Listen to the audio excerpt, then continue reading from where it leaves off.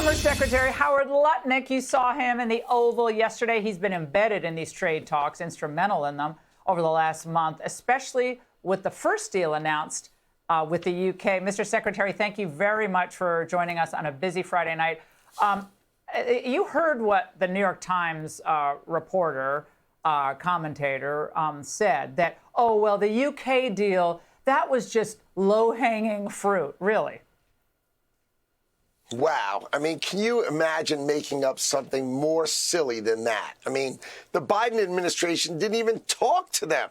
I mean, imagine they opened their market for the first time in 30 years for $5 billion in exports while paying us $6 billion a year in tariffs. Yeah, sure, Biden could have done that. One person in the whole world could have done that, and that's our President Donald Trump and his economic team.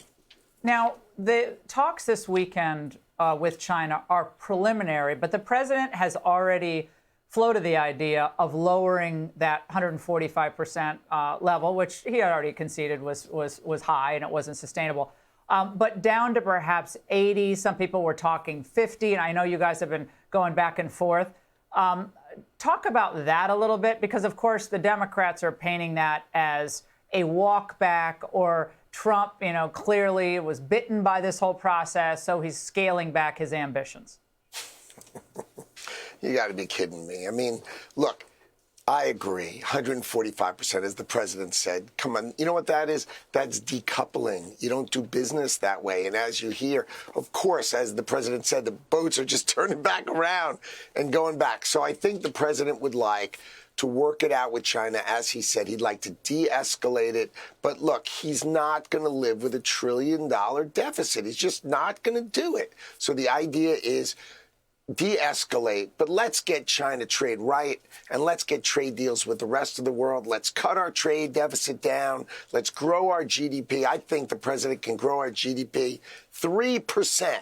I mean, I think this president's got it right. He's got it dead right, and he's doing everything he's supposed to be doing, and I can't be more excited.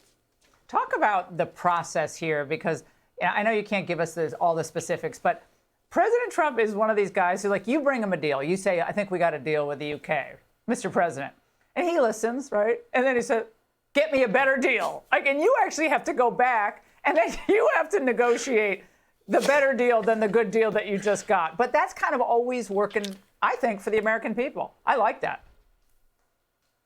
Oh, totally. So, look, we worked on this for 45 days. We went every line item. This is a detailed line. Ethanol, beef, cereal, machinery. I mean, line by line, we get it all done. Right? We get it all done. We get it all packaged up. I'm working morning, noon, and night on the deal.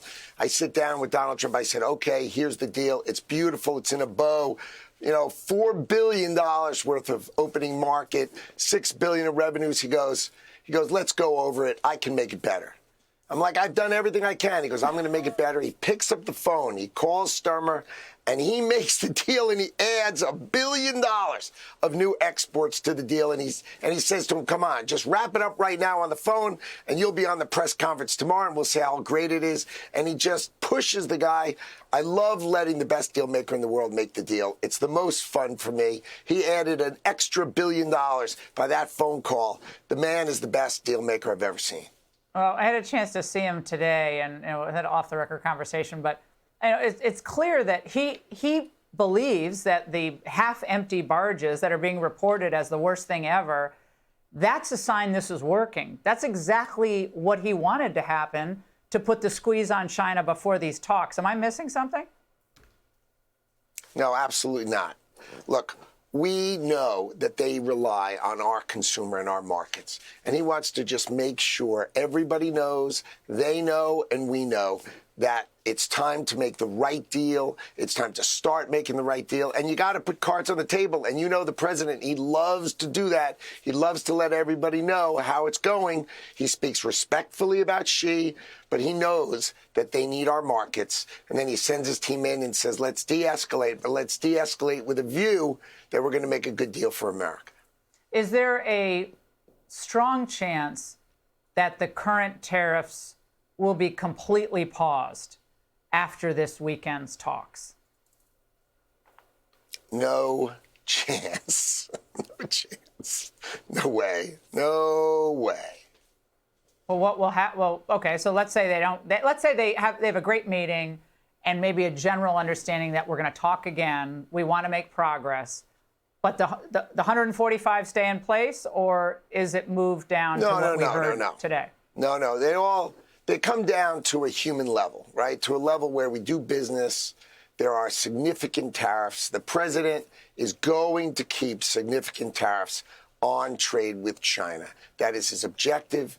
That's his expectation. That should be everybody's expectation. But 145% is decoupling. Let's not do business with each other.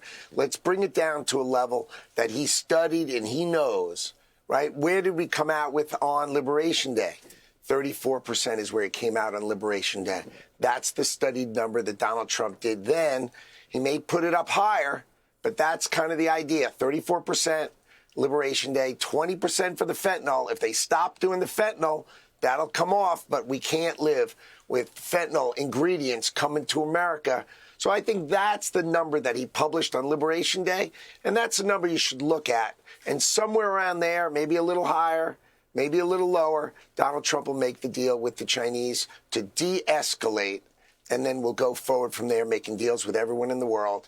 Then we'll sit down with China and try to work out the right deal for America with China. Any sense of where the final talks would take place, Howard? No. I mean, I think there's going to be dozens of talks with China, but de-escalation first, and then huge amounts of talks and huge amounts of details of what's the right thing for America, and Donald Trump owns it. Mr. Secretary, thank you so much. Click here to subscribe to the Fox News YouTube page to catch our hottest interviews and most compelling analysis. You won't get it anywhere else.